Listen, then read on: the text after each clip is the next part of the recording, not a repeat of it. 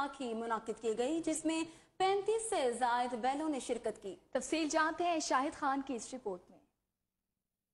आवाम को सस्ती तफरीह फराहम करने के लिए इंतजामिया के ताउन से कोटछुटा के इलाका बस्ती याकी में बैल बैसाखी मुनक्किद की गई, जिसमें मुल्तान, मुजफ्फरगढ़, लिया, बखेर, डेरा गाजी खान और नवाई इलाकों के 35 से ज्यादा बैलों ने बैसाखी में हिस्सा लिया। बैल बैसाखी एक इलाकाई सकाफत का हिस्सा है, जिसे आज भी कई देहातों में बैल बैसाखी के मेले मुनक्किद किए जाते हैं।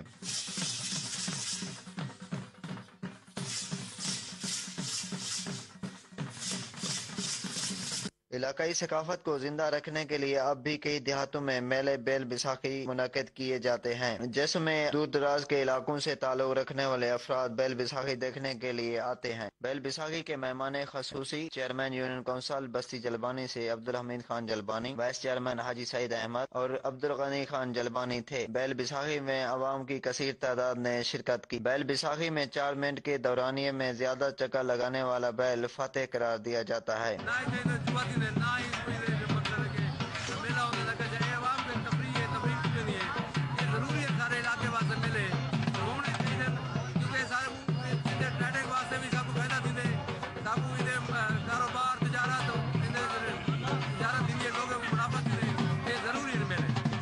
बैल बैसाखी के इख्तिताम में जीतने वाले मालकान में ट्रॉफियां भी तकसीम की गईं। कैमरामैन टीम के साथ शाहिद खान, 7 न्यूज़, कोटछुटा।